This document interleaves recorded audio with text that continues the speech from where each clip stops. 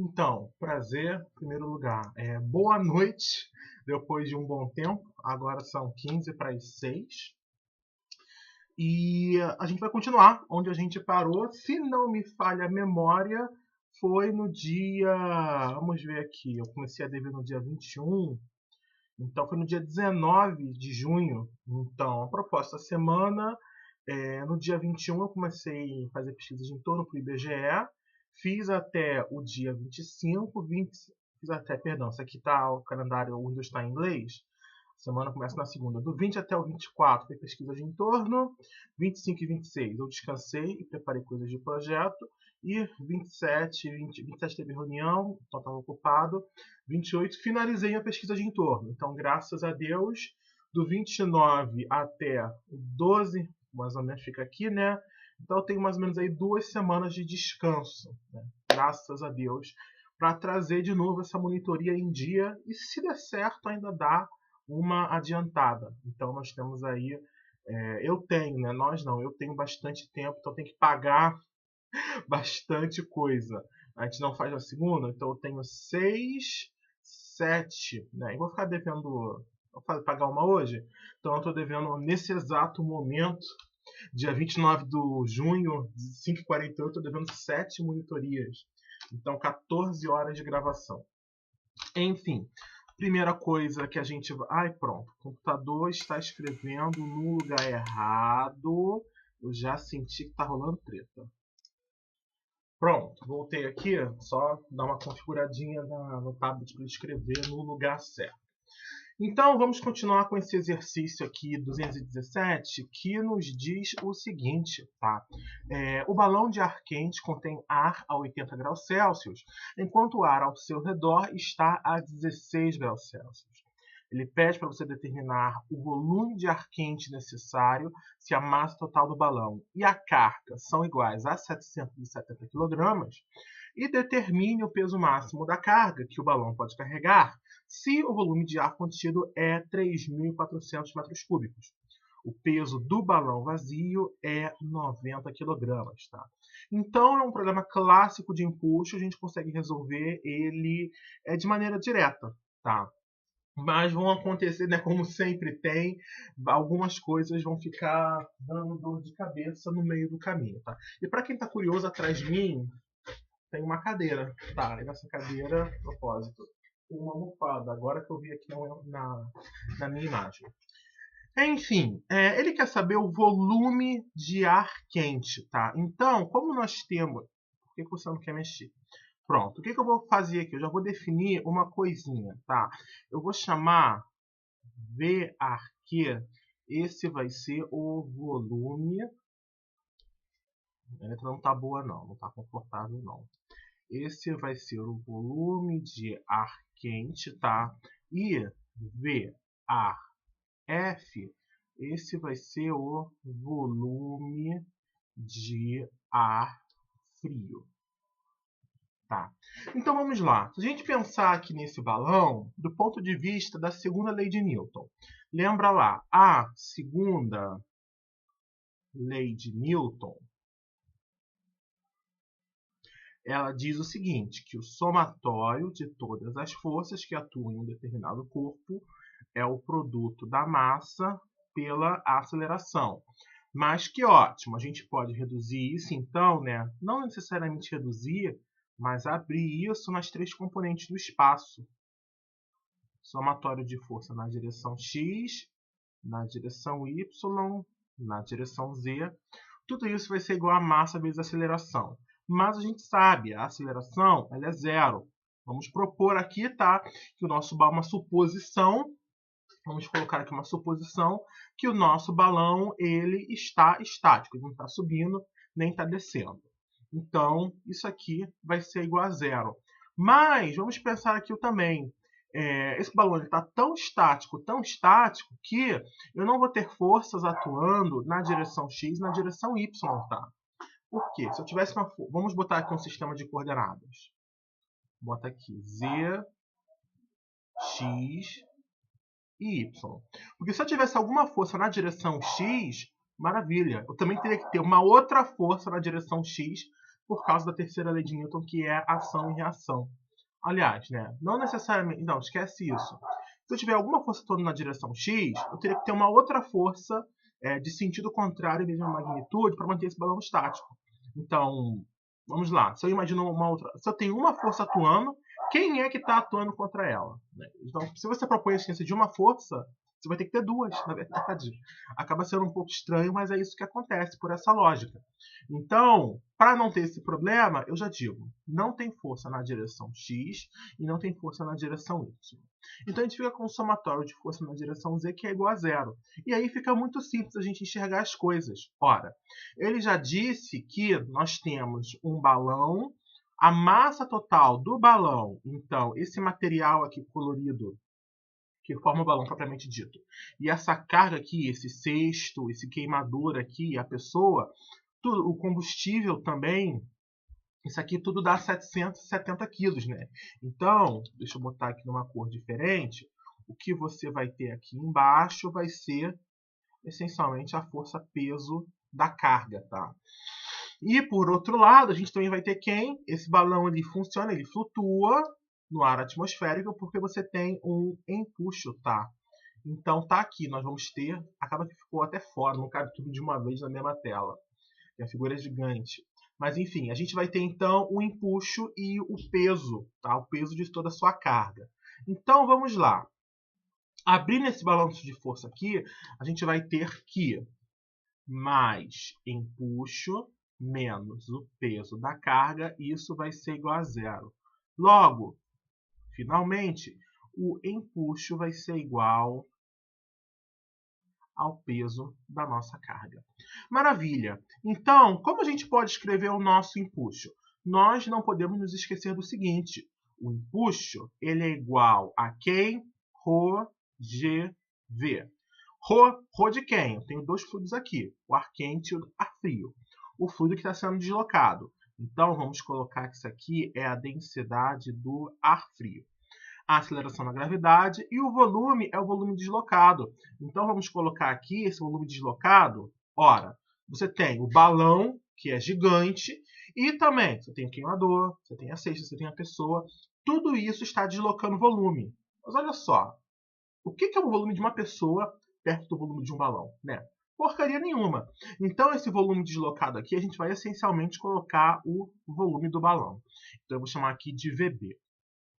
Por outro lado, a força-peso da carga vai ser simplesmente uma força-peso, então vai ser a massa da carga que multiplica a aceleração da gravidade. Se a gente juntar essas duas informações aqui, a gente vai ter o seguinte, que a densidade do ar frio, gravidade, volume do balão, isso vai ser igual à massa da carga que multiplica a gravidade. Para nossa alegria, a gravidade aparece em ambos os membros, então a gente não precisa dela no final das contas. Nós chegamos à conclusão que o volume do balão ele vai ser igual ao que? A massa da carga dividido pela densidade do ar frio. Que maravilha, então! Dessa maneira, eu consigo encontrar o volume do balão, né, que é o próprio, ele quer o volume de ar quente, tá? Mas o balão ele é essencialmente ar quente. Você tem o material ali, tá, da casca, mas é muito fino, acaba ocupando muito pouco espaço frente ao tamanho, a quantidade de ar quente que você precisa. Enfim, vamos lá então. Para resolver esse problema, não sei se ficou evidente, nós precisamos conhecer a densidade do ar frio, tá? E essa informação não nos foi fornecida em nenhum momento. Então, a gente precisa procurar. Vamos lá, então. O que a gente sabe? A gente sabe que na mecânica dos fluidos,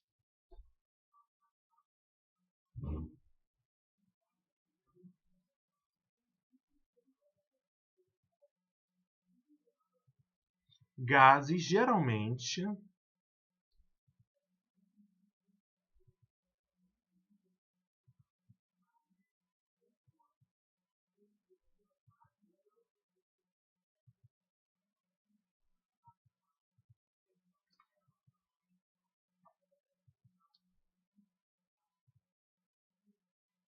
Os gases, geralmente, eles são tratados como gases ideais. Então, isso te permite fazer uma simplificação muito boa. Por quê? Se o meu gás é considerado um gás ideal, posso aplicar a equação de estado do gás ideal. Então, vale que PV é igual a nRT. Tá? Problema, isso em nenhum momento fala sobre a densidade. Então, vamos nos recordar do seguinte: a gente sabe que o número de mols é, na verdade, a massa da substância dividida pela massa molecular. Tá?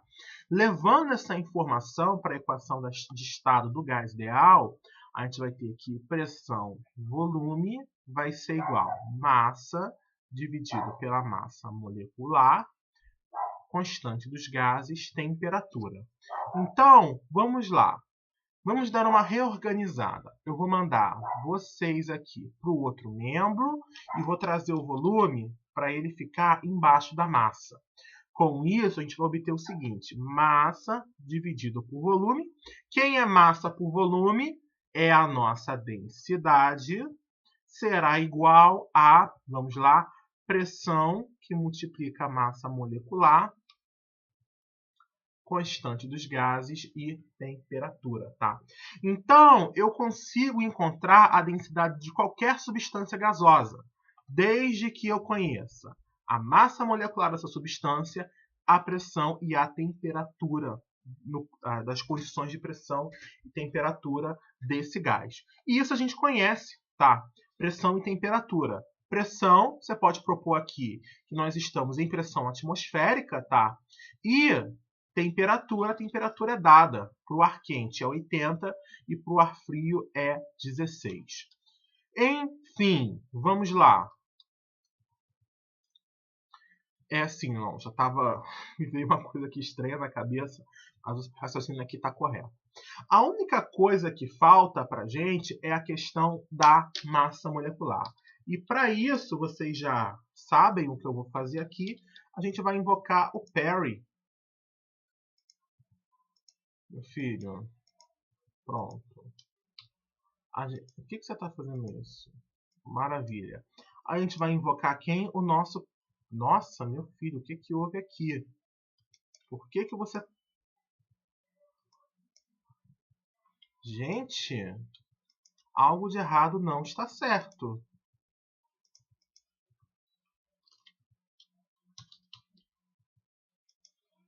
Gente, o que houve aqui? Socorro!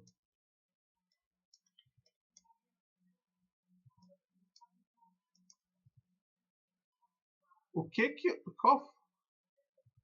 que houve aqui, meu Deus? Socorro! Espera aí, deixa eu resolver isso. Olha, é todo dia uma surpresa diferente, né? Eu nunca... Estamos aí dando monitoria dessa maneira, estou dando desde 2011, faz muito tempo. É mais de um ano, 3 períodos trabalhando com o Illustrator, e eu nunca vi ele simplesmente dar uma cagada dessa. Tipo, a imagem está toda pixelizada. Na verdade, está tudo pixelizado. Tudo está pixelizado. Meu Deus, o que houve aqui? Ah, não. Eu acho que eu já sei. Eu... eu que marquei uma opção completamente errada aqui. Agora sim, agora sim. Então era eu fazendo bosta. Então o que eu fiz aqui? Eu invoquei o nosso lindo, o nosso maravilhoso Perry, tá? Para poder dizer pra gente quanto é que vale a densidade do ar. Só tá aqui um pouquinho... Vamos só expandir um pouco a imagem. Isso. Aí cabe tudo na página. Enfim, qual é a substância que a gente está tratando aqui? Nós estamos tratando do ar, tá? De acordo com o Perry, é a substância número 11. Então, tá aqui. O ar é uma mistura, código CAS, para a gente encontrar essa substância, tá aqui. E o peso, a massa molecular, né? Aqui, até o Perry chama isso, né, de molecular weight. Então, ele também chama de massa molecular, o que eu considero, na minha humilde opinião de pessoa que nem terminou a graduação em engenharia de alimentos, considera errado. Então, já podemos dizer que a massa molecular do ar, ela vale 28,96 grama por mol. Tá? Então, se a gente sabe disso, fica fácil a gente calcular a densidade do... Qual é o fluido que está sendo deslocado? A propósito, é o ar frio. Então, vamos já dizer o seguinte. Vamos dizer que a pressão é uma pressão atmosférica, que é 101,3 10 a terceira Pascal. Vamos dizer que a temperatura do ar frio é 16 graus Celsius. E eu estou aqui pegando a calculadora. Vamos, 16, 273, 15. 289,15 Kelvin. E a gente também, a massa molecular está 28,96 gramas por mol. Então, a gente vai ter que botar aqui 28,96, 10 a menos 3 quilograma por mol, tá? Isso para harmonizar a unidade, porque grama não é unidade de massa do SI. Propósito, a massa no SI é a única unidade que tem base, que tem prefixo, tá? É a única. Mas vamos lá, então. Podemos calcular a densidade do ar frio como sendo 101,3 que multiplica 10 a terceiro. Vamos lá, Pascal é Newton por metro quadrado, então N metro menos 2, né? E o Newton é quilograma, é uma força, né? Massa, aceleração, metro a menos 2. Tá aí. A massa molecular, então já vai ficar bonitinho, porque morre com a pressão, né? Nós achamos lá no Perry, consultamos a bibliografia, é 28,96, 10 a menos 3 quilograma por mol. Vamos lá, quem é que falta agora? Constante dos gases, né? 8,314 Joule mol Kelvin. Joule é trabalho, que é força distância. Então, força a gente já tem. Distância. Força distância, Joule. Então, Joule mol a menos 1, né? Kelvin a menos 1. Maravilha. Então, está aqui o constante universal dos gases e a temperatura é 289,15 Kelvin. Vamos partir, então, para o corta-corta? Esse Kelvin a menos 1 morre com esse. Vamos lá, esse mol a menos 1 morre com esse. E tem que sobrar quilograma por metro cúbico, né? Então, esse segundo a menos 2 morre com esse. Esse quilograma, metro, esse quilograma, esse metro. Então, vai ficar aqui metro a menos 2, junta com esse, fica metro a menos 3, quilograma, metro a menos 3, ficou perfeito. Então, vamos lá, botar a mão na obra e fazer a... Mão na obra não, né? Botar a mão na massa. Eu aí, errando os ditados. Enfim, e fazer a nossa conta.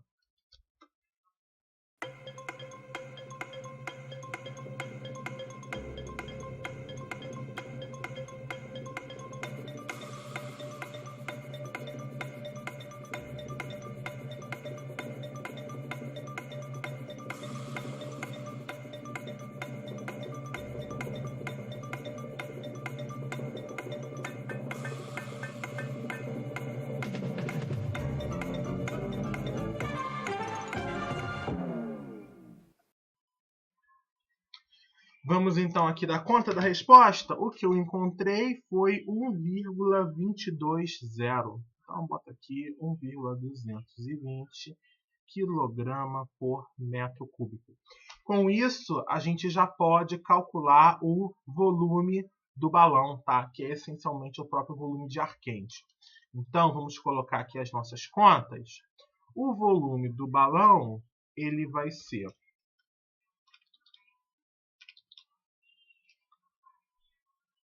1,220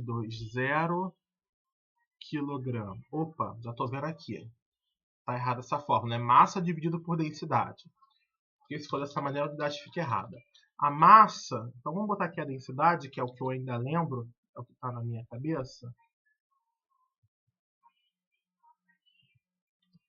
1,220 e a massa do balão e carga são 770 kg.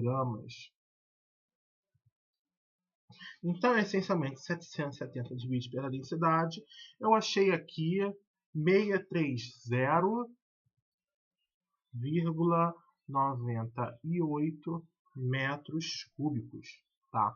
Então, esse é um balão. Se a gente tirar a raiz cúbica e pensar nele como um cubo, ele é um cubo de 9 metros de aresta. Então, por isso que eu falo, por isso que aquela hipótese que eu lancei mais cedo, do tipo, ignora o volume ocupado pelo material da casca do balão, que é irrisório. Imagina, né? É igual, pega um cubo, 9 metros de altura, é um prédio de 3 andares, tá? Então imagina um cubo, 3 andares de altura, 3 andares de largura e 3 andares de profundidade. É um cubo gigante. Imagina que você só vai o material da casca é só uma cobertura. Então o volume que aquilo ocupa, frente ao volume desse nosso prédio cúbico imaginário de 9 metros, acaba sendo irrisório. Enfim, vamos dar continuidade aqui para a letra B, que diz o seguinte: determine a peso, não, é o peso. O peso máximo da carga que o balão pode carregar se o volume de ar contido é 3.400 metros cúbicos. Ai, desculpa, gente. Desculpa porque eu acabei de... Pensando aqui melhor, vamos voltar para a letra A. Eu cometi um erro. Tá? Eu cometi um erro e foi um erro muito sutil. E começou já no início. Tá? Eu não me incomodo, não, eu adoro errar. Odeio e adoro, porque errar faz bem também.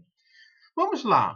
Onde é que está meu erro? Quais foram as forças que eu considerei aqui nesse problema? Eu só considerei o empuxo, que é o ar deslocado, e o peso da carga. E o ar que fica dentro desse balão? Ele não tem peso? Ele não tem massa? Ele não existe, né? O ar que fica dentro do balão. Exatamente. O que está acontecendo aqui então? Eu esqueci de colocar uma força. Então, está faltando aqui nesse balanço de força o peso do ar quente, tá? Para a gente colocar aqui então.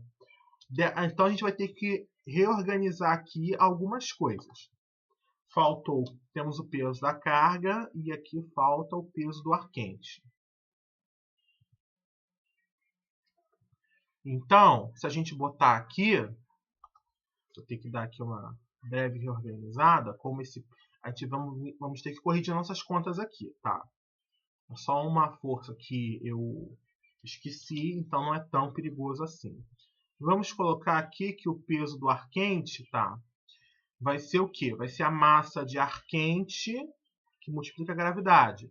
Mas o que é a massa de ar quente? A massa é o produto densidade e volume. Então a gente vai ter aqui densidade do ar quente, volume do ar quente, a gravidade, tá? Então a gente vai ter que dar uma reorganizadinha aqui. Então a gente também reorganiza aqui no empuxo, tá? A gente bota o empuxo como o volume do balão, bota também o volume de ar quente, tá? Já fica ali em comum, porque, como eu havia comentado anteriormente, o balão é essencialmente só ar quente. Então vai ficar o seguinte: densidade do ar frio, gravidade, volume de ar quente vai ser igual densidade do ar quente, volume de ar quente, gravidade, mais massa da carga, gravidade. Então, de novo, a gravidade ela vai embora de todos os termos, tá? E o que a gente pode fazer aqui, então, para encontrar esse volume de ar quente? A gente pode fazer o seguinte: manda esse termo para cá, para fazer parzinho. Então, a gente vai ter o seguinte: densidade do ar frio volume de ar quente menos densidade do ar quente. O volume do ar quente vai ser igual à massa da carga. Então, se a gente dá uma leve reorganizada aqui, a gente vai ter o seguinte, que o volume de ar quente, isso vai ser igual à massa da carga, que multiplica, divide, né? Eu posso colocar aqui o ar quente em evidência e as coisas aqui ficam entre parênteses, né? Dessa maneira. Então fica a diferença de densidade. Densidade do ar frio menos densidade do ar quente.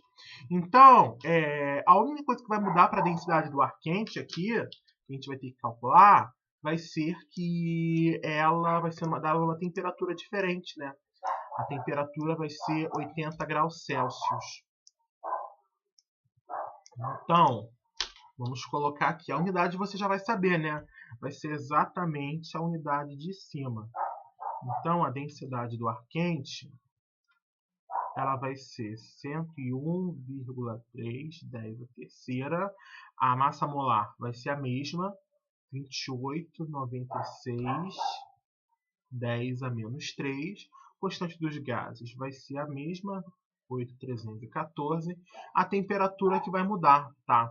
A temperatura ela vai ser 80 mais 273,15, 353,15.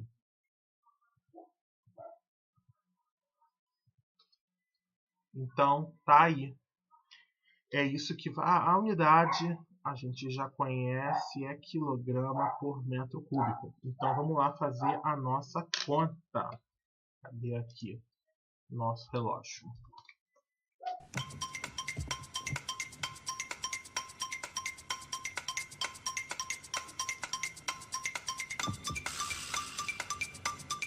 Pronto, já encontrei aqui a resposta com 11 segundos no relógio.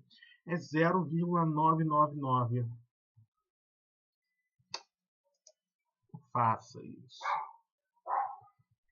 É 0,999 quilograma por metro cúbico. Então, a nossa fórmula aqui para calcular esse volume de ar quente é a massa da carga menos dividido pela diferença das densidades. Então, vamos substituir isso daqui. Dá para aproveitar também um bocadinho de coisa aqui, né? Lembre-se. Aliás, eu esqueci. Já esqueci do que eu ia falar. 1,220 menos 0,999. Pronto. Rebatendo a nossa conta aqui, 720, 1,220 menos 0,999, a gente vai encontrar agora sim 3.484,2 metros cúbicos. Tira a raiz cúbica disso, 15 metros. A gente só saiu de um prédio de 3 andares para um prédio de 5 andares, né? Então, lembra que esse tipo de comparação para volumes muito grandes não é útil. Mas um prédio de 5 andares já é coisa. 15 metros é coisa pra caramba. Se bem que um Real Rio, aqueles grandes, de ponta a ponta, são 12 metros, eu acho. São 12 metros. Então já é. Então, imagina o seguinte. Pega um Real Rio e bota um carro sedã na frente. Para continuar no mundo dos veículos. Isso é aproximadamente ali 15 metros. Essa é a aresta do cubo que a gente está pensando, tá? Para dar esse volume de 3.000 e quase 3.500 metros cúbicos. Então, não é pouca coisa, tá? Não é pouca coisa. Enfim, vamos lá. Tim Maia e suas comparações. Vamos voltar lá para a letra B, agora com tudo correto, que diz o seguinte. Determine o peso máximo da carga que o balão pode carregar se o volume de ar contido é de 3.400 metros cúbicos. O peso do balão vazio é 90 kg. Então, na letra B, a nossa pergunta ela muda um pouquinho, tá? Uma pergunta um pouquinho diferente. Vamos fazer aqui um scale. Vamos fazer por um inteiro, 50%. Isso, aí fica bonitinha a imagem. pelo menos no computador, no papel não tem, só o Illustrator que tem esse problema quando ele faz muito mal essa coisa de redimensionar a imagem. Mas enfim, o que ele está interessado na B?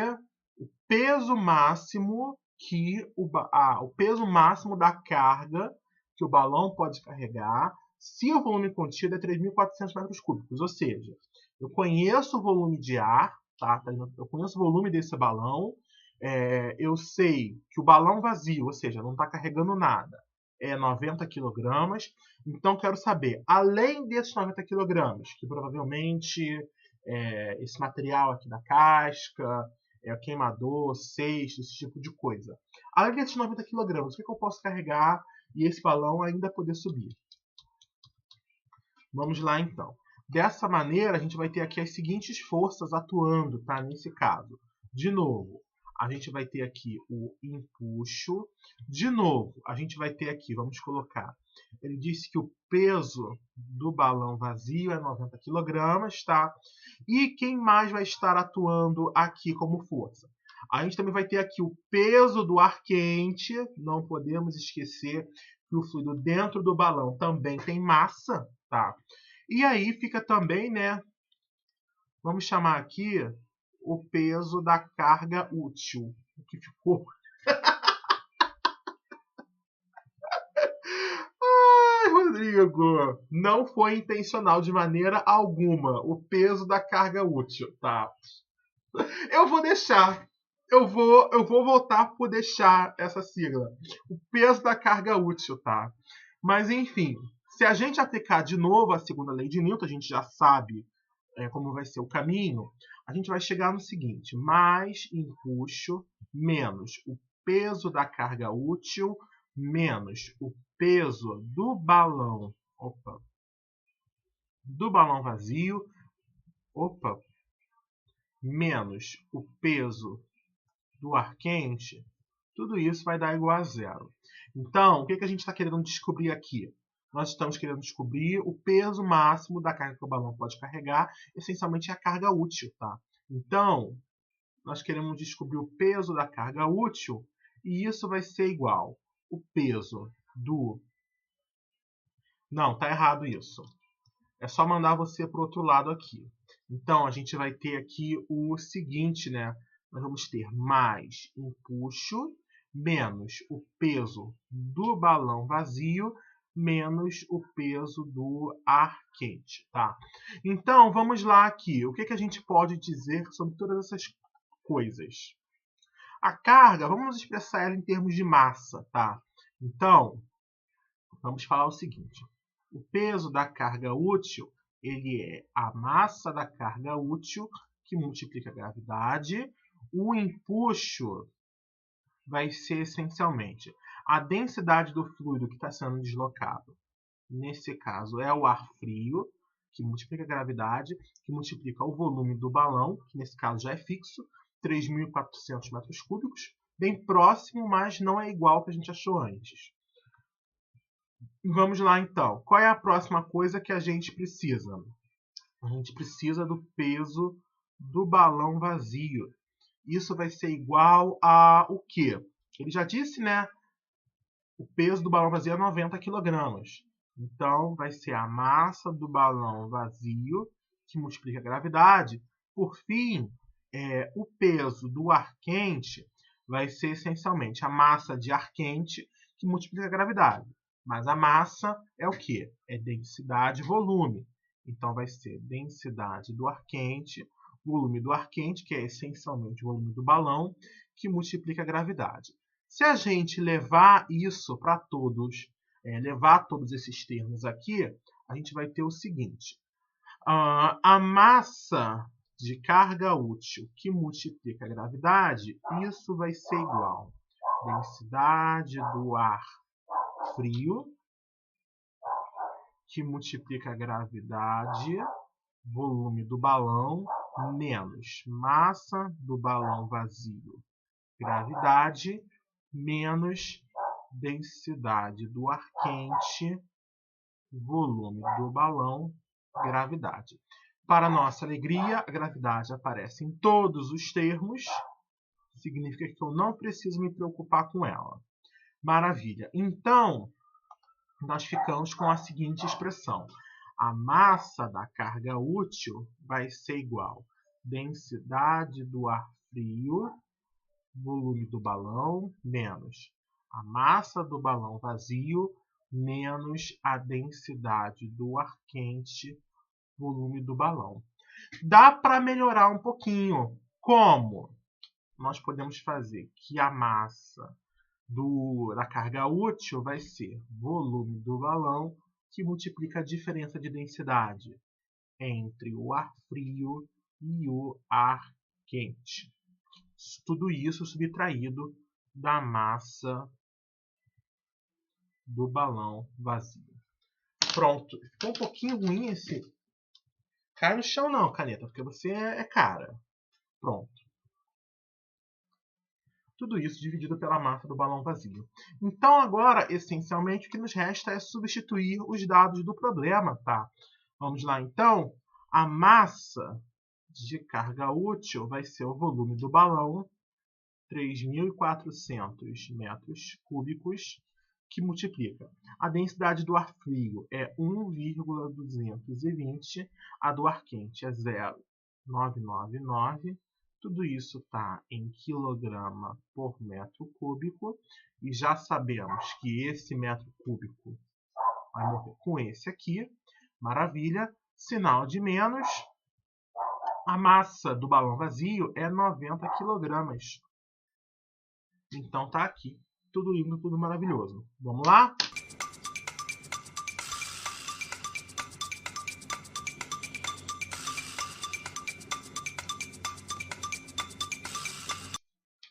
Pronto, tá aqui. A massa, então, do nosso balão vai ser a massa de carga útil, vai ser 661,4 quilogramas, tá? Então tá aí essa resposta. Como comentário, tá? Só para avisar, no geral, o balão acaba sendo um meio de transporte. Pouquíssimo comum, mas é um meio de transporte, tá? Então, essas informações são várias. As informações você vai encontrar de várias maneiras diferentes, tá? Então, você vai encontrar o peso do balão absolutamente vazio.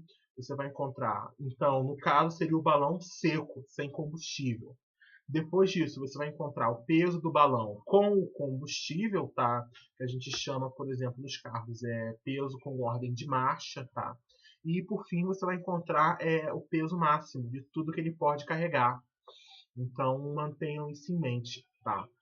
Então, só para título de conversa, o carrinho daqui de casa, ele tem em torno, é uma tonelada, quase uma tonelada certinho, o peso dele vazio, ou seja, sem nada, sem motorista.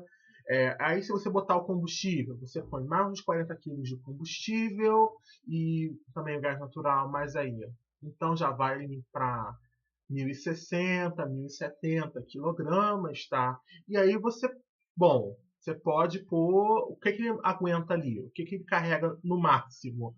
Ele carrega 400 quilogramas. Então, o peso máximo dele, que ele pode pesar, é 1.000 toneladas de carro, mais uns 60 quilogramas ali de combustível, 1.060, mais 400 quilogramas de peso. Então, fica ali o peso máximo absoluto que o carrinho aqui aguenta é 1.460 quilogramas. É só um ponto de comparação para vocês pensar e fica aí como a título de curiosidade. E por motivo não óbvios, não excedam, tá? A não ser se vocês gostarem de dor de cabeça. Mas enfim. Vamos para o próximo exercício aqui, que também é um problema de empuxo. Eu esqueci a imagem no meio do caminho. Isso. Vamos lá, então. Eu quero, meu querido, 200%, isso por um valor inteiro. Isso aí fica a imagem bem grandinha para a gente discutir bastante. Então, vamos lá.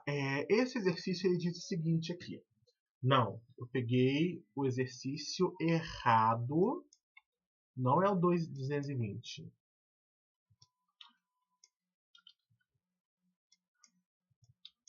Isso aqui a gente está o quê? No 219? eu preciso do 218. Isso aqui é o quê? 217, né? Então a gente precisa do 218. Enfim, pronto. Agora sim está o exercício correto aqui para a gente trabalhar. Então vamos lá. O próximo exercício ele diz o seguinte, 218. Um barco com massa de 80 toneladas repousa no fundo de um lago e ele desloca 10,25 metros cúbicos de água. Como a capacidade de levantamento do guindaste é de 600 kN, duas boias são fixadas nas laterais do barco e enchidas com ar. Determine o menor raio R de cada boia esférica que é necessário para içar o barco. Qual é a massa de ar necessária se, em cada balão, se a temperatura do ar e da água são 12 graus Celsius? Os balões estão em uma profundidade média de 20 metros. Despreze a massa do ar e do balão para os cálculos requeridos para o levantamento. Então, ali, ele simplifica um pouco a nossa vida, tá? Então, vamos pensar aqui nesse problema, tá? Vamos pensar aqui nesse problema. O que a gente vai ter aqui, então, para trabalhar? Eu não quero você, meu querido, eu só quero você. Quais são as forças que estão atuando nesse barco aqui que vai ser içado? Então, a gente vai ter quem? Para baixo, a gente vai ter o peso do barco. Tá? Então, a gente vai ter aqui também o empuxo da esfera. E aqui a gente também vai ter o empuxo da esfera. A gente vai ter, então, aqui, essencialmente, esses dois empuxos para a gente trabalhar. E por que eu dei o mesmo nome? Porque eu vou falar aqui que... vamos propor que essas duas boias esféricas elas são iguais, tá? Por que é uma boa hipótese? Se elas são desiguais, o barco ele vai começar a rodar ali. E não é uma coisa que você deseja. Mas tudo bem. Além do empuxo da esfera, a gente vai ter aqui também, quem vai estar atuando, vai ser o... vamos chamar aqui de I, é o guindaste fazendo o içamento, tá? Desse barco. Então, tem três forças atuando para levantar e uma força atuando para abaixar, tá? Esse barco. Tô esquecendo aqui de alguma coisa? Então, a massa do ar e do balão, que também geram forças, estão sendo desprezados, tá? Então, manter isso em mente. No caso, já mantive, né? Então, eles não vão entrar no nosso balanço de força.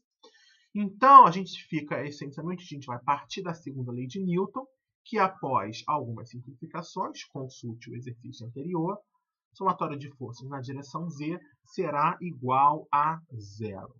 Maravilha! Uma vez dito isso, a gente vai ter que mais a força de içamento, mais duas vezes o empuxo da esfera, menos o peso do barco vai ser igual a zero. Então, como eu quero encontrar a massa de ar necessária em cada balão, eu sei que essa massa de ar ela fica dentro da esfera. Então, vamos fazer o seguinte. Duas vezes o empuxo da esfera vai ser igual o peso do barco menos a força de içamento. Então, o empuxo da esfera vai ser igual peso do barco menos içamento, divide tudo isso por 2. Maravilha! Por que eu estou fazendo isso? Pronto, esse cabo USB que eu estou usando está à beira de uma bosta. Enfim, toda hora ele desconecta. Enfim, vamos lá. A gente sabe algumas coisas, tá? Vamos registrar o seguinte. O peso do barco ele é a massa do barco, gravidade.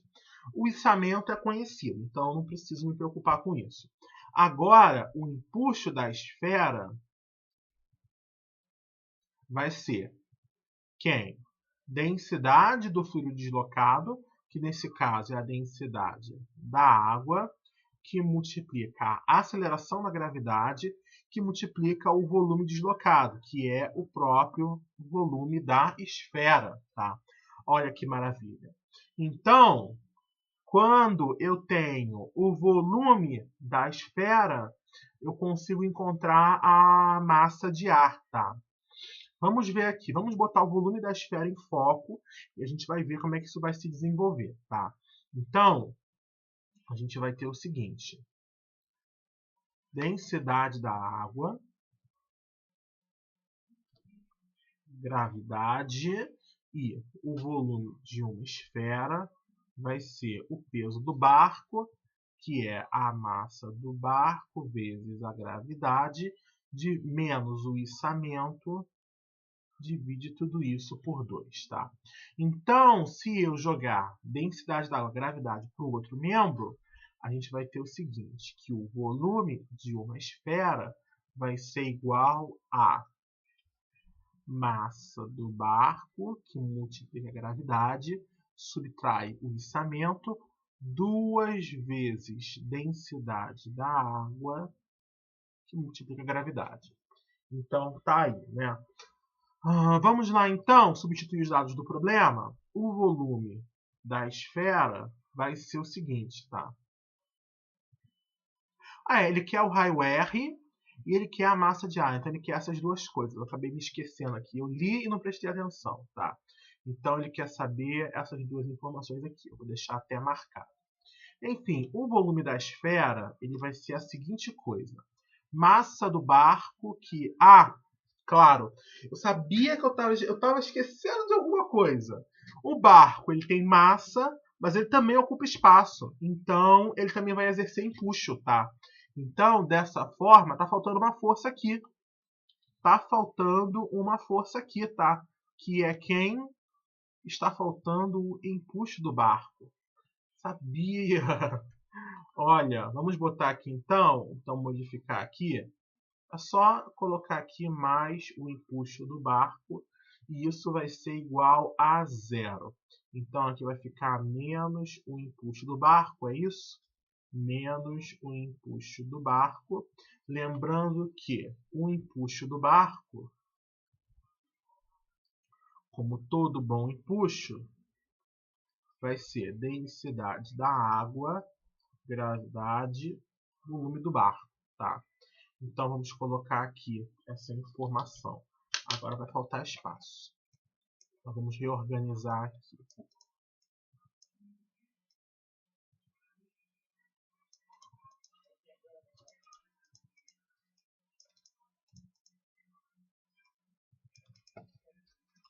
Pronto. Vai ficar aqui menos densidade da água, gravidade, volume do barco. Vamos botar aqui. Eu acho que a gente pode, já que a gravidade está aqui, o que a gente faz? A gente divide todo mundo pela gravidade, todos os termos, né?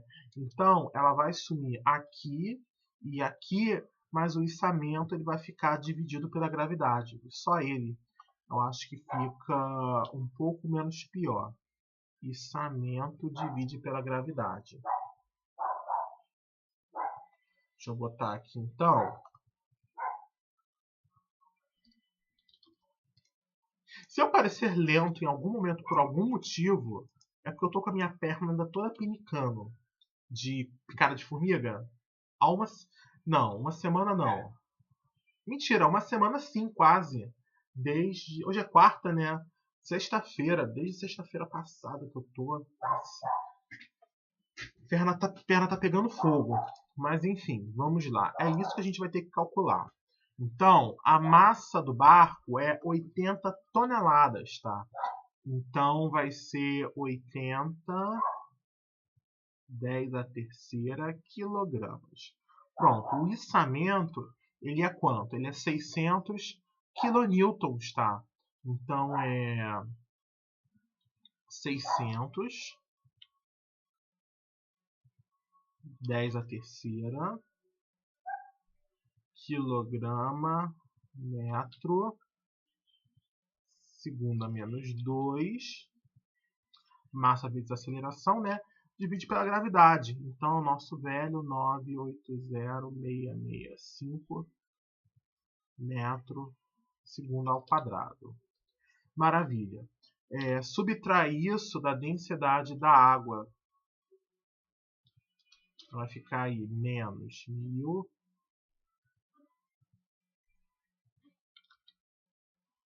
quilograma por metro cúbico, que multiplica o volume do barco, que é 10,25 metros cúbicos.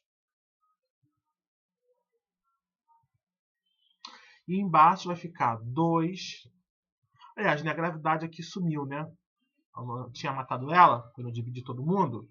Então é 2. A densidade da água vamos considerar um fluido incompressível, né? Então é 1000 kg por metro cúbico. Então, o que vai acontecer aqui? O quilograma vai morrer com você vai matar aqui, aqui e aqui. Então, massa vezes aceleração.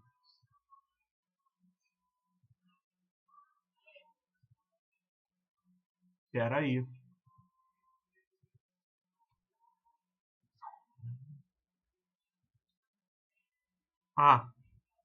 Sim, não. Tá correto. Tava pensando que ia dar alguma treta do ponto de vista de unidade, mas eu estou aqui desatento. Enfim, esse metro cúbico morre com esse, você morre com você e você morre com você. Essencialmente, metro menos 3 embaixo, sobe como metro mais 3. Enfim, não fica com nenhuma dificuldade aqui. A gente ainda pode, se a gente pensar um pouquinho, simplificar a nossa vida na calculadora. Olha como. Esse 10 a 3 não aparece nesse termo e nesse termo. O que é que e a água também. Por isso que a água é maravilhosa. Ela mesmo já é um prefixo do SI, tá? É um 10 a terceira. Então, eu posso, para simplificar a minha vida, fazer isso também, tá? A água ela é maravilhosa por causa disso. Então, essencialmente, a gente vai ficar com o seguinte. 80 menos. A gente fica com 80 menos 600 divide pelo 980,665 menos 10,25 divide tudo isso por 2 e a resposta vai estar em metros cúbicos, tá? Então vamos lá, bater a nossa conta, por favor.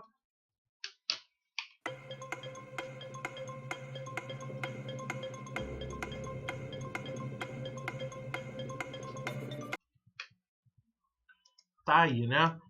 Então, o volume vai ser de uma esfera 364,28 metros cúbicos.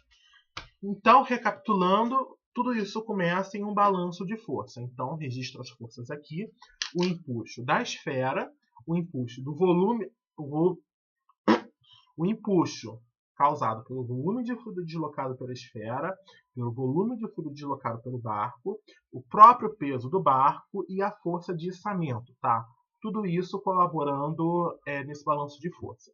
Eu reorganizo esse balanço de força e encontro aqui o empuxo de uma esfera. Claro, aqui eu estou pressupondo que as esferas elas são iguais, tá?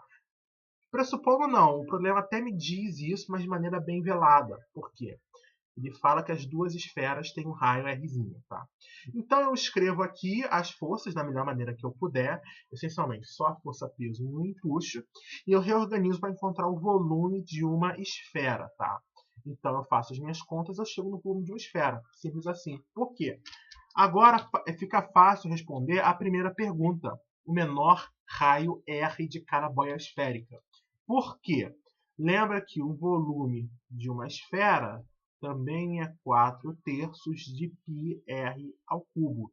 Então, se eu reorganizar isso daqui, o volume de uma esfera que multiplica 3/4, o π também vai dividindo, vai ser igual a raio ao cubo. Então, o raio de uma esfera vai ser a raiz cúbica, ou, se você preferir, 3 vezes o volume da esfera, divide por 4π, tudo isso vai estar elevado a 1/3. Tá? Que maravilha! Então agora a gente também pode calcular o volume, o raio mínimo da esfera, né? Então vamos botar aqui, o raio ele vai ser 3 que multiplica 364,28, 2 π. Isso, só isso. Tudo isso vai estar elevado a 1/3 e a resposta, é claro, vai ser em unidades de comprimento. Vamos lá?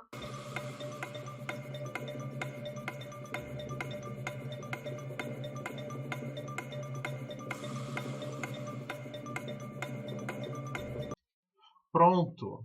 Então, a nossa resposta final vai ser 558.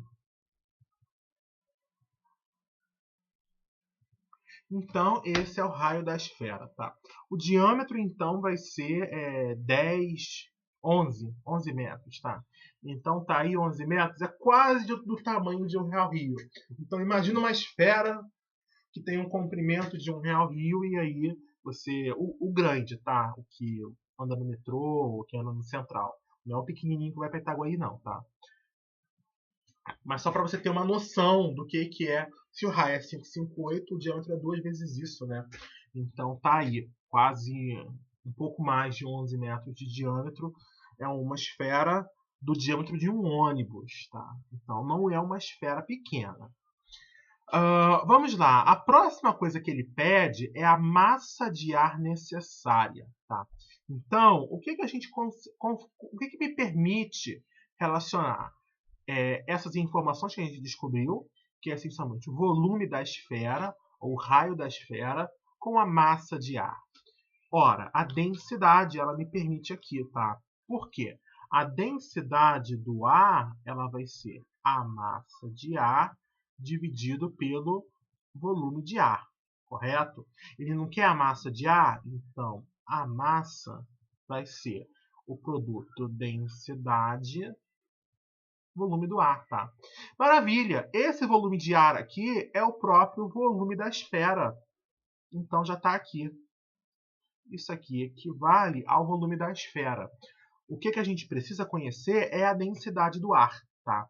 Então, como é que eu obtenho a densidade do ar? Ora, se eu considerar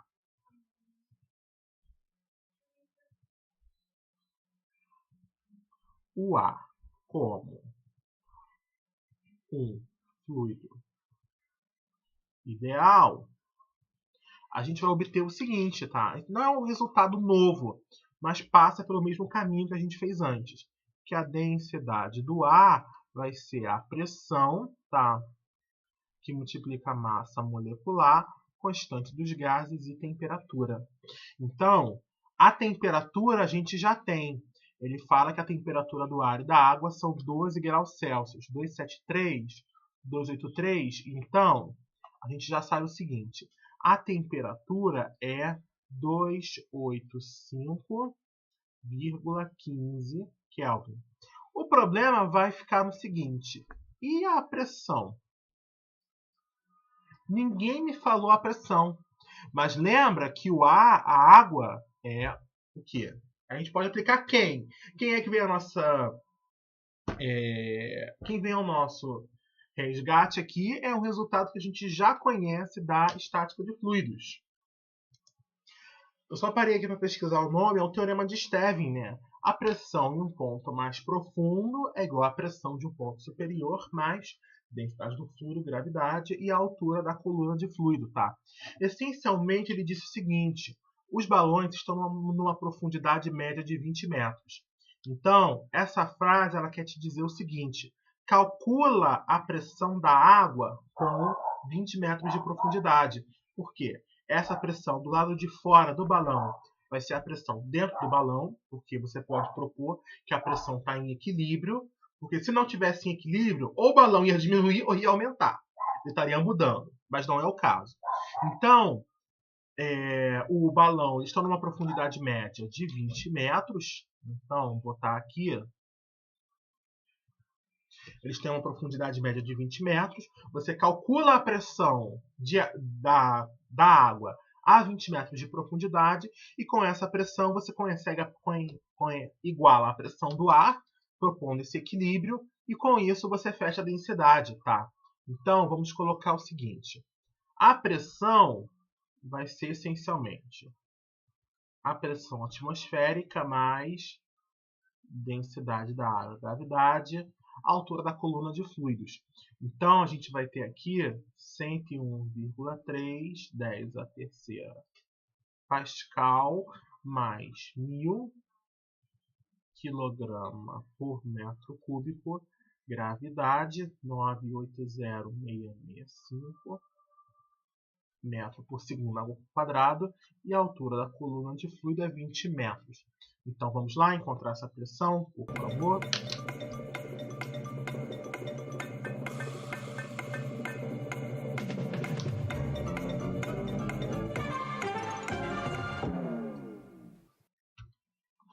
A resposta vai ser, já vou adiantar aqui, a resposta vai ser 297,433 quilopascal, tá? Então, essa é a pressão do ar que está ali, tá? No interior da esfera. Com isso, eu consigo facilmente calcular a densidade do ar. Se errou, ficou ridículo. A densidade do ar vai ser a pressão, que é 297,433 10 a terceira Pascal. Não vou nem me preocupar com unidade, porque a gente já tem unidade lá das contas anteriores. É essencialmente a mesma coisa. A massa molecular, essa eu esqueci com certeza, vamos lá consultar. 28,96 10 a menos 3 kg por mol. Isso aqui andou um pouquinho de lugar, tá? Pronto.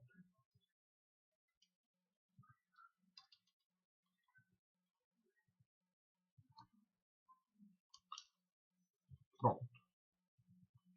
28,96, 10 a menos 3. Constante dos gases. A minha cara está na frente. É 8,314. E a temperatura é 285,15 Kelvin. Então, né, para nossa alegria, 10 elevado a mais 3 morre com 10 a menos 3. E nós podemos calcular facilmente a densidade do ar em unidades do SI, quilograma por metro cúbico. Vamos lá?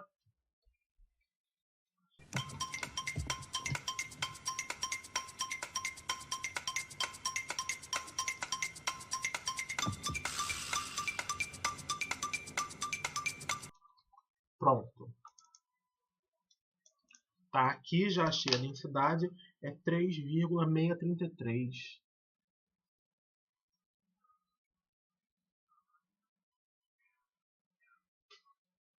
Tá aí, né? Então, o ar, né? Quando a pressão aqui é quase 3 vezes a pressão atmosférica, a densidade também é em torno de 3 vezes maior do que a gente observa na superfície. Enfim, vamos lá? Dito isso, a gente consegue calcular a densidade do ar e... claro, tá?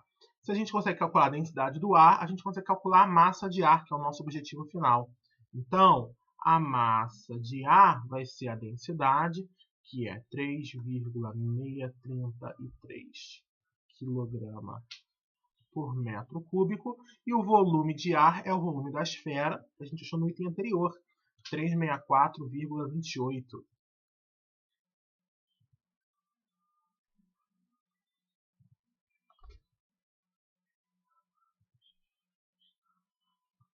Então, tá aí. Agora é só botar na calculadora. Vamos lá?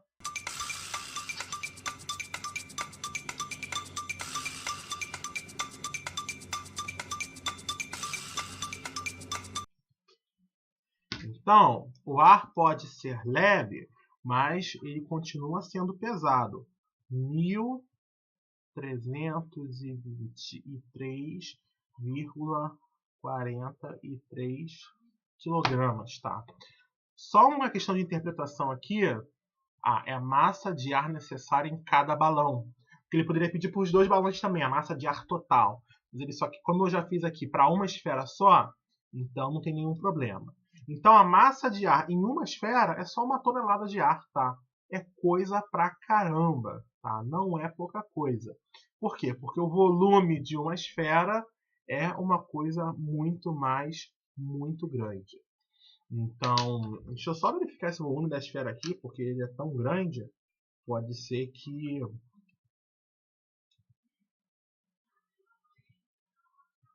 hum. Tá, eu tô achando uma coisa completamente diferente. Deixa eu ver aqui.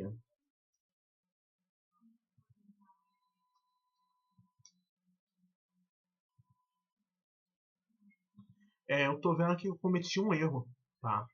Por quê? 600 divide por 980,665 é 61.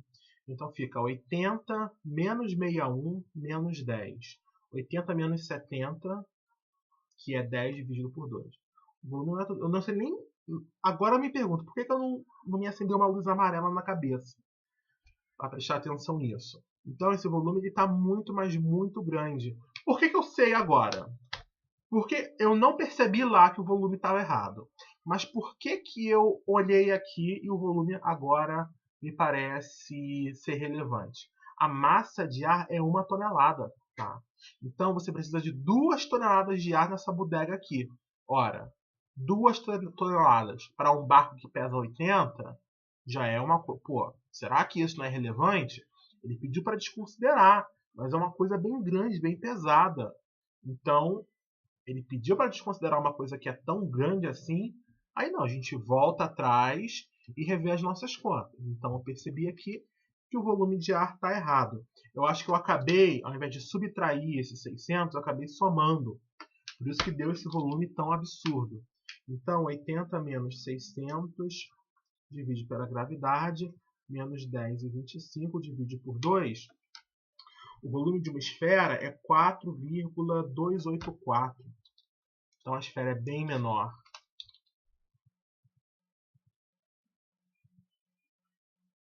4,284. Então a gente troca aqui também no cálculo do raio.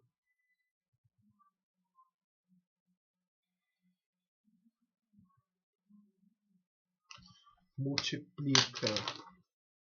Ai, caneta, não cai. Multiplica isso por 3, divide isso por 2π, eleva a 1/3. A gente vai encontrar aqui 1,27 metros cúbicos de raio. Então, 1,30 m não é uma medida razoável, tá? Então, tem mais ou menos aqui, eu diria que até o peito, pelo menos para mim, que tem aí, eu tenho quase 1,80, 1,78. Vamos lá então, se o raio é isso, o volume é 4,284, então é só a gente trocar aqui, né?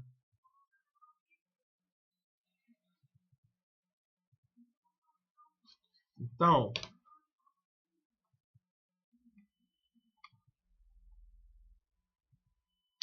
3,633 por 4,284, a gente achou aqui 15,56 kg de ar.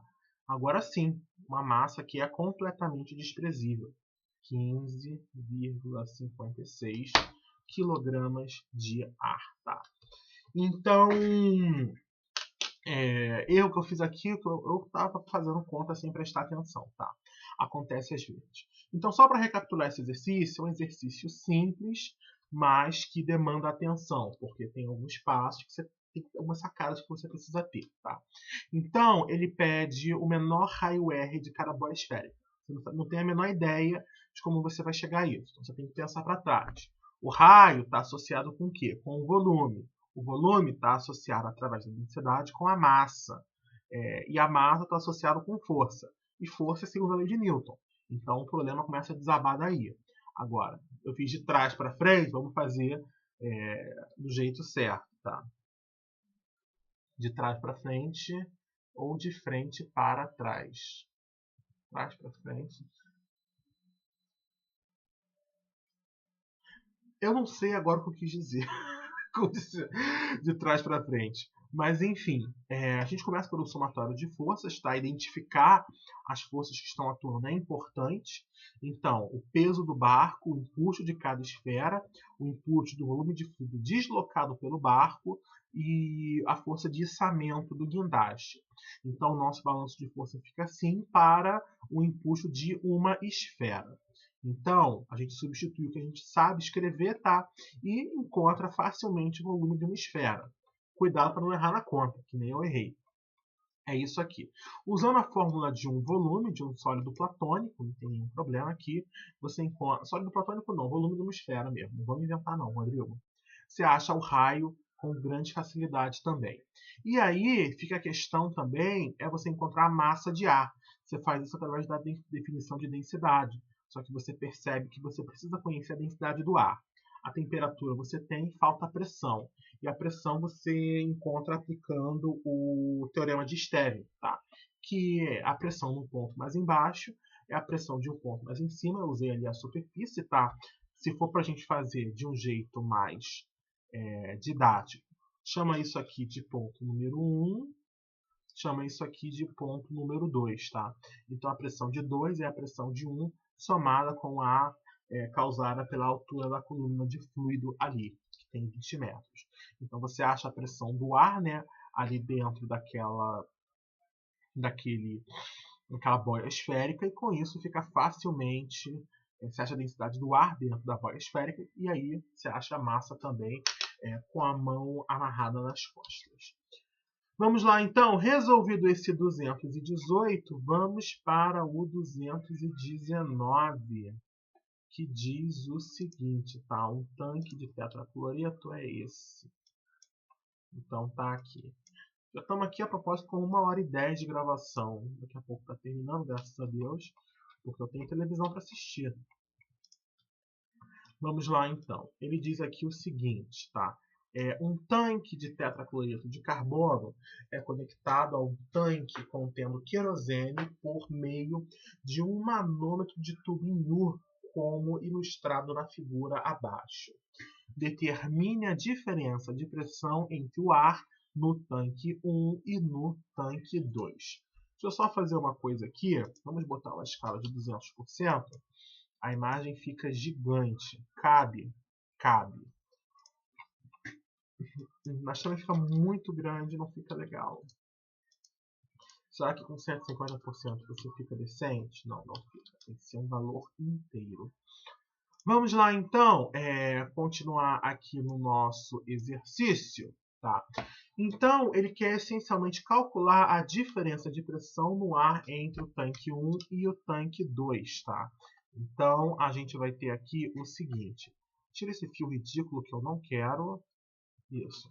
Essencialmente, nosso objetivo aqui é calcular a diferença de pressão P1 menos P2.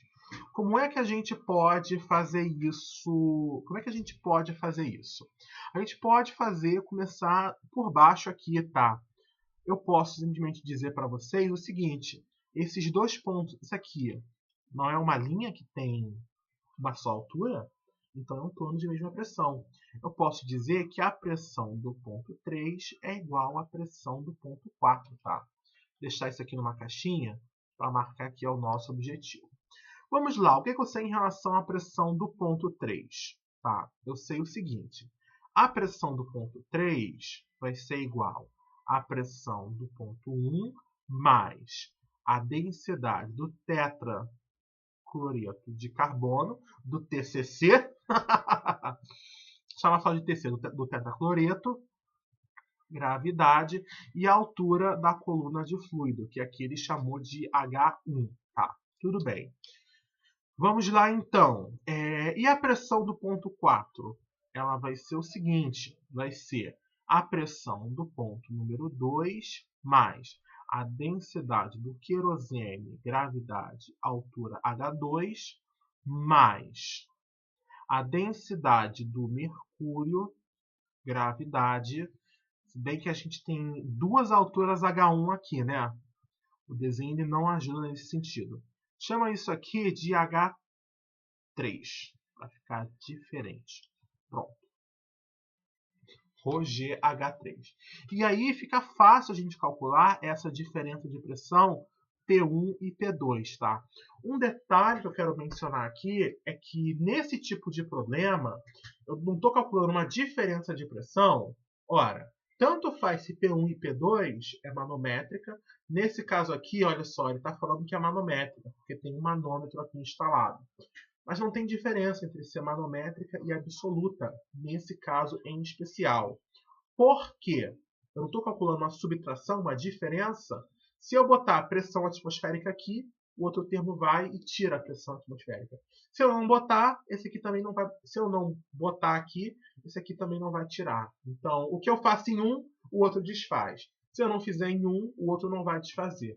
Então, tanto faz como tanto fez. Nesse caso específico, onde eu estou calculando uma diferença de pressão, tá? Enfim, partindo dessa igualdade aqui, que a pressão do ponto 3 e do ponto 4 são iguais, a gente vai ter então o seguinte, que a pressão do ponto 1, estou sentindo meu nariz até um pouco entupido, densidade do tetracloreto, gravidade, altura H1 vai ser igual à pressão do ponto 2, densidade do querosene, gravidade, altura H2, densidade do mercúrio, gravidade, altura H3. Então, a gente quer como? P1 menos P2, né? A gente quer o seguinte. Então, P1 menos P2, o que eu vou fazer? Eu mandei o P2 para cá, então significa que esse termo aqui ele vai para o outro lado. Posso já fazer um copia-cola aqui maroto. Traz você para cá, bota um sinal de menos e traz você para cá. Olha que coisa mais linda, mais cheia de graça. Então, isso é tudo que eu preciso dizer, tá? Essa é a expressão matemática que vai me dar a resposta. O problema é que eu preciso de dados de densidade, tá? Para efetivamente poder calcular essa diferença de pressão. Então, eu preciso da densidade de 3 substâncias. A do mercúrio eu já conheço de cabeça. Então, já fica aqui registrado. A densidade do mercúrio ela é aproximadamente 13.600 kg por metro cúbico. Falta, então, a densidade do querosene e do tetracloreto de carbono. Então, vamos lá, né? O problema aqui é dá-los. Então, fora aqui da gravação, fui dando uma futucada. Vai ser chato. Difícil não, mas vai ser chato. O tetracloreto de carbono, a gente acha aqui no Perry. Tá aqui nessa tabela 232. Qual é o número da página? 293. Então, está aqui a substância número 50. Então, já vou registrar aqui essas constantes. Então, vamos começar aqui a nossa ladainha. Então, vamos calcular a densidade do tetracloreto. Então, já vou deixar aqui o seguinte, que a massa molecular do tetracloreto é 153,8227 grama por mol.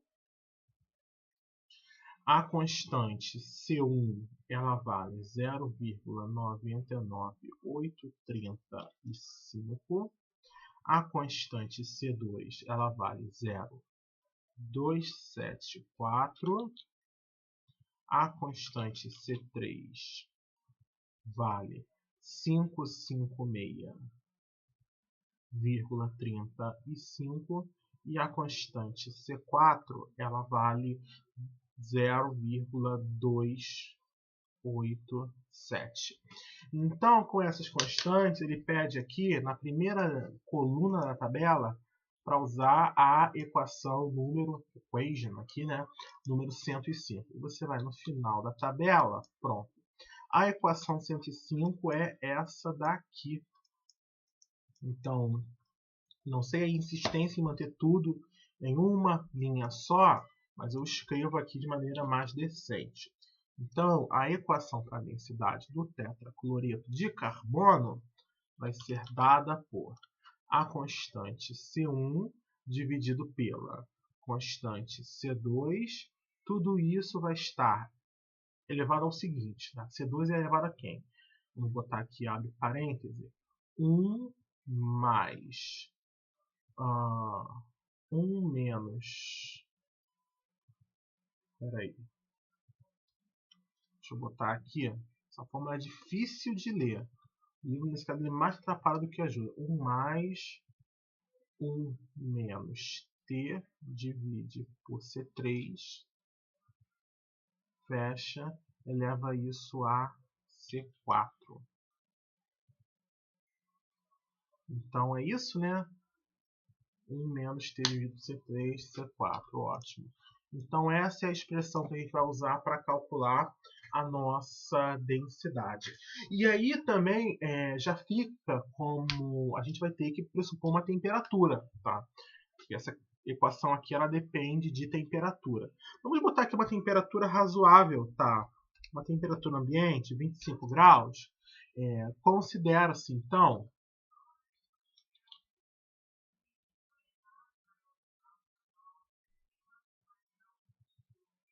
Vamos considerar que a temperatura ela é 25 graus Celsius, também conhecida como 298,15 Kelvin. Tá?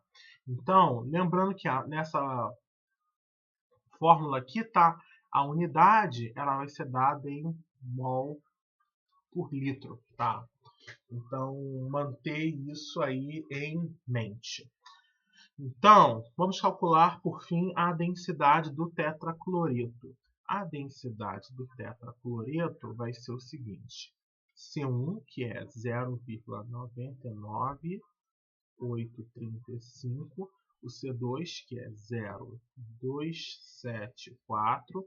Isso vai estar elevado a 1 soma com 1 menos 29815 divide por 556 35. Tudo isso vai estar elevado a C4, que é 0,287.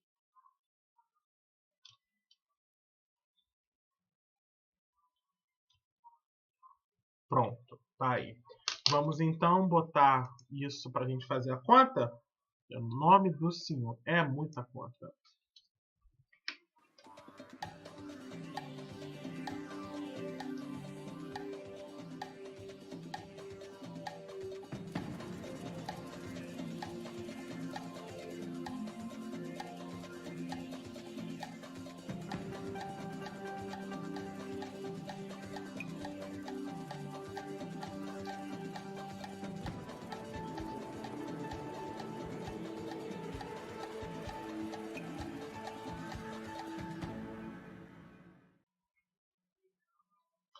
Eu bati a conta uma vez e eu vou ter certeza. Porque errar aqui, nossa, seria uma bela de uma perda de tempo. 35 divide pela resposta, tá. Então, eu achei aqui a resposta como sendo... Ai, coisinha irritante! A resposta, então, é 10,29 mol por litro, tá? Então, se essa é a nossa densidade, eu só preciso multiplicar pela massa molecular, tá? Então, a densidade do tetracloreto de carbono é 10,29 mol por litro, que multiplica o peso molecular, desculpa, massa molecular, 153,8227.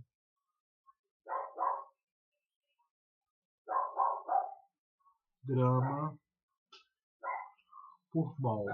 Então, a gente vai obter aqui mol por mol, a gente vai obter grama por litro, que é a mesma coisa que quilograma por metro cúbico. Então, deixa eu já fazer aqui a multiplicação. Eu obtive como resposta 1583,52 grama por litro, que é essencialmente a mesma coisa que o quilograma por metro cúbico. Eu só vou bater a conta aqui de novo, mais uma vez, que é para verificar se está correto. Eu vou até, só para ter certeza que eu estou copiando as constantes aqui, substância 50. Pronto. 0,99835, 0,274, 55635, 0,287. Então vamos colocar aqui 298,15 divide por 556,35. Ótimo. 1 tira isso. Agora pega essa resposta e eleva a 287. Tá. 1 mais isso. 0,274 elevado a isso. 0,99835 divide por isso. 10,29. 153, né? 0,8227, 1583. Então tá aí a densidade do tetraclorito de carbono. Para o querosene, graças a Deus aqui, o Perry simplifica a nossa vida na página 214, que diz o seguinte: então nós temos aqui o querosene, já está aqui, tá? E ele dá a gravidade específica, tá? Entre 0,78 e 0,82, tá? SPGR aqui é uma abreviação em inglês para Specific Gravity, ou gravidade específica. Então, tá aqui. Vamos pegar bem no meio, a gente fica com 0,8, tá? E o 0,8 que multiplica a própria densidade da água vai dar ali 800 kg por metro cúbico. Eu admito que eu até me perdi aqui, porque eu falei para dar uma atenção ao pessoal do IBGE, tem que resolver umas coisinha de leve, graças a Deus. Nada complicado. Enfim, vamos dar aqui então, gravidade específica, vamos sumir na metade aqui, tá? Então 0,8. Então a densidade do querosene, vamos botar aqui, a densidade do querosene, ela fica ali, tá? Em torno de 800 kg por metro cúbico.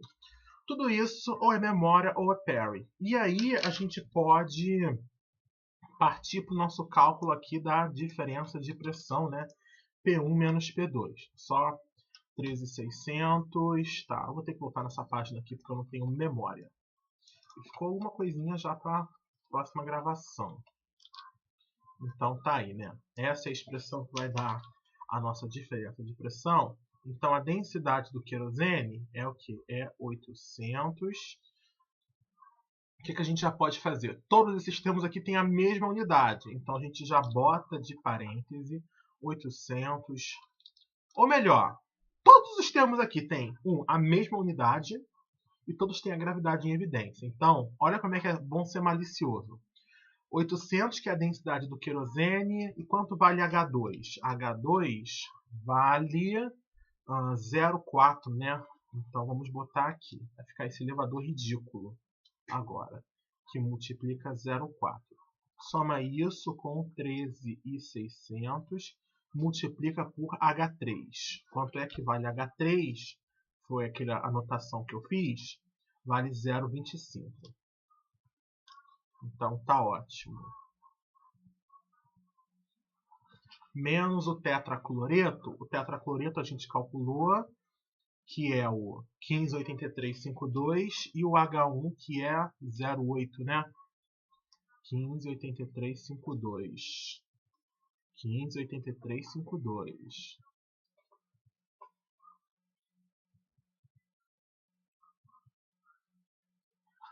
Multiplica 0,8 metros. E aí sim a gente põe a gravidade, 980,665 metros por segundo ao quadrado.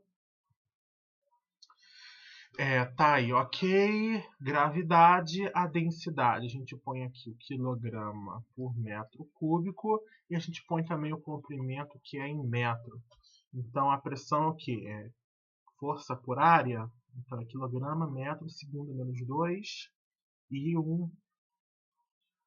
Quilograma, metro menos 1, segundo menos 2. Essa vai ser a resposta no final. Então, quilograma, metro menos 1, segundo menos 2. Então está correto. Dessa maneira, vamos entrar com a nossa conta aqui para a diferença de pressão.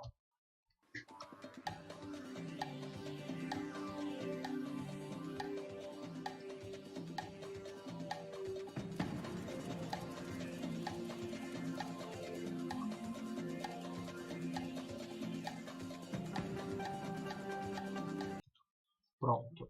Então a resposta aqui que eu encontrei foi 24,06 quilopascal, tá? Então não é um exercício complicado nem um pouco, tá? Só essa questão mesmo aqui que fez a gente perder muito tempo foi o cálculo da densidade, que a gente precisava de base. Tá? Eu só adianto que na prova de vocês, do que eu já vi muita coisa, só 3 anos de McFlu, tá? 3 anos não, 4, levando em conta o ano que eu fiz McFlu. Mas eles não costumam... Tudo que vocês precisar vai estar na prova. E se de repente precisar de alguma coisa que não está na prova, é 2 possibilidades. Ou realmente...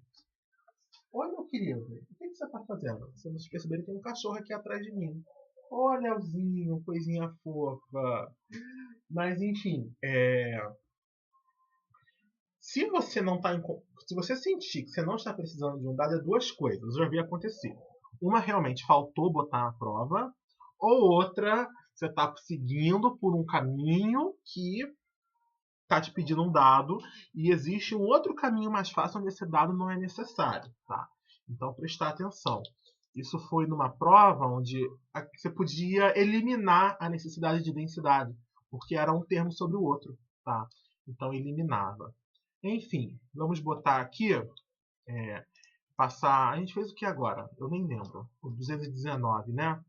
218, 219. Vamos fazer aqui o 220 para terminar, porque eu já estou aqui cansado. Aliás, já está na página certa, então. Tenho que mandar todo mundo para outro lugar. Enfim, pronto, tá aqui. Esse é o 220 e ele diz o seguinte, tá? A água escoa nos tubos 1 e 2, como mostrado na figura abaixo. Um manômetro de tubo em U com vários fluidos é instalado entre os tubos 1 e 2 para medir a diferença de pressão entre os tubos. No manômetro, o mercúrio tem densidade de 13,600 e o óleo é 780. Ele quer que você encontre a diferença de pressão entre os tubos 1 e 2. Tá? Então, ele está essencialmente pedindo para a gente calcular a diferença de pressão entre os tubos 1 e 2. Ou seja, ele está querendo saber quanto é que vale, de novo, P1 menos P2. Então, está aqui o nosso objetivo. O que a gente pode fazer? A gente já sabe mais ou menos como é que começa. É só a gente começar de um plano, pegar pontos em um plano de mesma pressão, porque ali eu sei que a pressão vai ser igual e o resto é resto. Aqui eu diria que você tem 2 planos, tá, para essa escolha. Esse aqui que eu vou marcar de azul e esse aqui que eu vou marcar de verde. Então tá aqui. É esse os planos de mesma pressão que eu usaria como sugestão para começar esse exercício. Se você escolher o ponto 3 e 4, esse plano azul aí, acaba saindo um pouco mais fácil. Por quê? Porque você essencialmente vai só ter que somar, tá? Quase sempre você vai somar. O ponto 6 e 7 ele vai ser um pouco diferente. Por quê? Porque você tem muito ponto embaixo dele. O 1, o 3, o 4, o 5 e o 2. Essencialmente, todos os pontos estão abaixo dele. Então, você vai ter que subtrair. Mas aí, eu vou começar justamente do jeito difícil. Porque do jeito fácil... Deixa eu só fazer uma coisa aqui. Que essas imagens eu tenho que mandar o Illustrator salvar dentro do anotação. Por quê? Depois, se eu posso apagar esses arquivos aqui. E se o Illustrator não achar, ele apaga a imagem e fica uma bosta. Enfim, vamos voltar. Esqueci do que eu estava falando. Gente, é a idade. É a idade. É a idade caindo com força na minha cabeça. Mas, enfim, esse plano aqui verde ele vai ser um pouquinho mais difícil, mas vai chegar exatamente na mesma resposta, tá? Do que esses pontos 3 e 4. Mas vamos fazer, enfim. Eu sei que a pressão do ponto 6 é igual à pressão do ponto 7, né? Então, vamos lá. A pressão do ponto 7, eu consigo relacionar com a pressão do ponto 2? Sim. Mas olha, essa é a associação. Tudo que está desse lado, tudo que está na direita é igual ao que está na esquerda, tá? Então, a pressão do ponto 7, ela vai receber a pressão do ponto 2, mas olha, o ponto 7 não está acima do ponto 2, então significa que ele tem menos moléculas, menos partículas de fluido em cima. Então, sinal negativo, o fluido é a água gravidade, e a altura é a altura H2, tá? Vamos lá, pronto. E a pressão do ponto 6? A pressão do ponto 6 vai ser o seguinte. A pressão do ponto 6, vamos começar partindo do ponto 1, tá? Vai ser igual à pressão do ponto 1, maravilha. Quando eu for do ponto 1 para o ponto 3, eu estou descendo. Então, vai ser mais densidade da água, gravidade, do ponto 1 para o ponto 3 eu estou descendo, então eu somo coluna, que multiplica H1. Maravilha. Cheguei no ponto 3, posso ir para o ponto 4, tá? Que não tem nenhum problema. Mas do 4 por 5 eu estou subindo. Então eu tenho menos colunas de fluido. Então vai ficar menos densidade do mercúrio, gravidade, Hn1. E do ponto 5 para o 6 eu tenho menos densidade do óleo, gravidade, que multiplica Hn2, tá? Então, igualando essas duas coisas, a gente vai ter o seguinte, tá? Pressão do ponto 2, densidade da água de H2 é igual a pressão do ponto 1, densidade da água, gravidade, H1, menos densidade do mercúrio, gravidade, Hn1, menos densidade do óleo, gravidade, Hn2. Pronto. E aí fica fácil a gente fazer P2 menos P1, né? P2 menos P1, eu mando o P1 para cá e eu mando esse termo aqui para o outro lado com sinal positivo. Então, fica assim.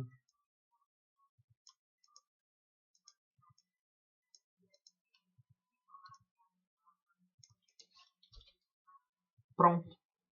É assim que a gente vai fazer, tá?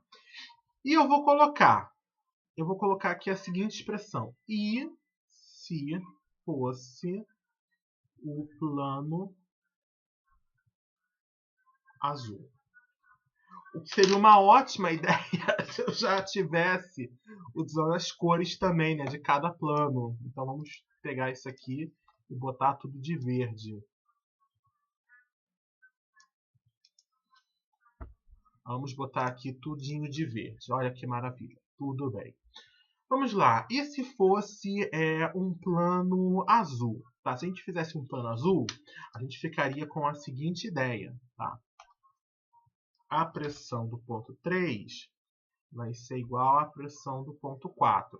Mas a gente pode dizer o seguinte. A pressão do ponto 3 vai ser a pressão do ponto 1. O ponto 3 está mais embaixo, né? Então soma densidade da água, gravidade, H1. E a pressão do ponto 4, perdão, vai ser... vamos começar aqui partindo do ponto 2, né? Vai ser igual à pressão do ponto 2. Para eu chegar no ponto 7, eu vou ter que subtrair. Então vai ficar densidade da água, gravidade, H2, maravilha. Do ponto 7 eu passo para o 6 sem problema. E tá, do 6 para o 5 eu estou descendo, então eu somo densidade do óleo, gravidade, Hn2, mais densidade do mercúrio, gravidade, Hn1. Então, se eu igualar de novo as duas coisas, eu vou ter que P1, vou fazer de um jeito preguiçoso, P1 mais densidade da água, gravidade, H1, isso vai ser igual a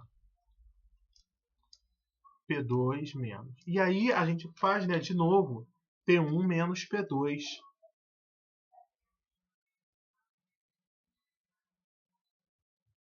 Aliás, né, a gente está fazendo o quê? A gente está fazendo P2 menos P1, né? Eu não estou fazendo P1 menos P2. É P2 menos P1. Então, se eu quiser fazer P2 menos P1, essencialmente, o P1 troca de membro e toda essa ladainha aqui também troca de membro com sinal invertido. Então, tomar bastante cuidado com isso aqui. Então, esse aqui, P2 menos P1, esse vai. Esse termo aqui ele fica nesse membro. E todos os outros eles vão vir com um sinal invertido. Então, onde tiver menos vai ficar mais, e onde tiver mais fica menos. Então, só para a gente comparar com o que a gente obteve antes, torce para dar certo, porque eu nunca fiz isso. Olha que coisa bonita, mas cheia de graça. O Senhor é convosco? Tá aqui, ó. Você com você, você com você, e você com você, e você com você. Então, né, essencialmente a gente chegou no mesmo lugar através de dois caminhos diferentes. Mas vamos lá então para partir para a nossa frase batida, que é...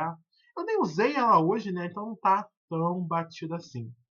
Substituindo os dados do problema. Vamos começar então a fazer a nossa substituição de dados. Para dizer o seguinte, tá? Então vamos lá. P2 menos P1 vai ser a densidade. O que a gente já pode fazer aqui? Já podemos botar a gravidade em evidência, tá? As unidades também, porque é tudo termo com a mesma unidade. Então, a gravidade da água é 1000. Quanto é que vale H1? 1,89. Menos a densidade do mercúrio, que é 13,600. Estou usando esse de verde aqui, tá? Não tem diferença nenhuma. Esse HM1 ele vale 0,99. Menos a densidade do óleo, que a gente viu que é 780. O HM2 ele vale 0,45. Mais a densidade da água, que é 1000, e esse H2 ele vale 0,33.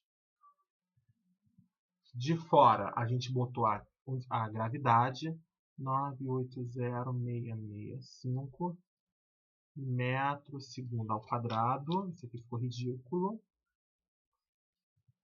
O comprimento, que vai ter unidade de metro, e a densidade é quilograma metro a menos 3.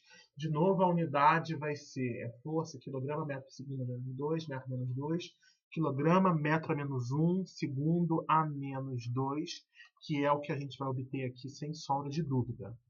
Não estou falando isso de brincadeira, não, é real. Metro a menos metro, metro quadrado com menos 3, metro menos 1. Então, quilograma metro a menos 1, segundo a menos 2. Maravilha! Vamos para a nossa calculadora, pelo amor de Deus.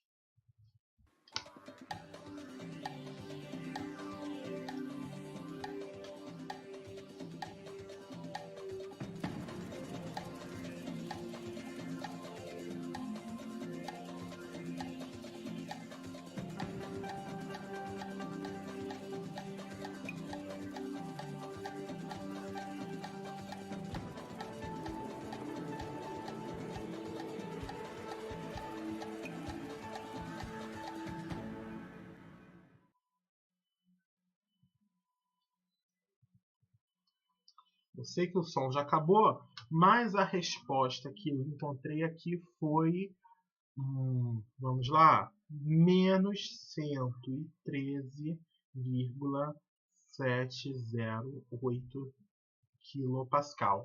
Não tem nenhum problema, a resposta está negativa. Ela está dizendo o quê? Ela está dizendo que a pressão do ponto 1 é maior que a pressão do ponto 2. E a gente pode, lembra aqui, ó, P2 menos P1 é isso.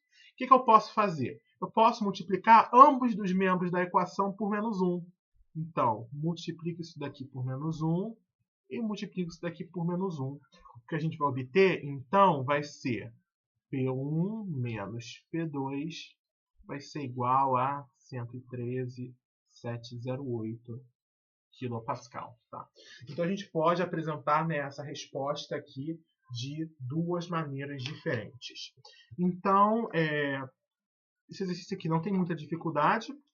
Eu só mostrei que você pode, até se for possível, né, no caso esse manômetro aqui ele é mais elaborado, então ele te abre isso, você pode aplicar múltiplos planos de mesma pressão e acabar chegando no mesmo resultado, tá? Só mais uma coisinha para a gente finalizar. Então, por hoje eu fico por aqui. A minha intenção era essa semana já voltar com força total para as gravações. Acabei de descobrir que eu vou ter que só fazer umas correçõezinhas leves na rua, na pesquisa de entorno do IBGE. São 7 setores para rever, mas é só questão de entorno, tá? Então, você vai de carro, resolve o problema, tá? Mas é isso. Muito obrigado, minha gente, e até a próxima.